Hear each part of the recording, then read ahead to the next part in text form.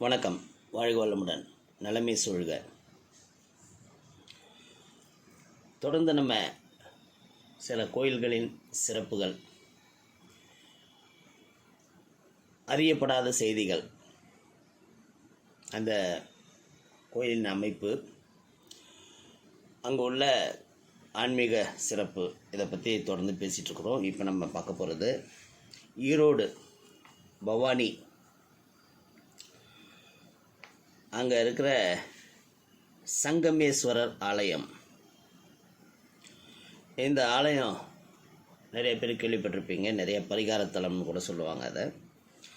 அந்த கோயிலில் ஒரு குடம் இருக்கிறது. அந்த குடத்துக்கு பேரே அமிர்த குடம். எல்லாரும் ஈஸியாக தூக்கக்கூடிய அளவில் இருக்கும்.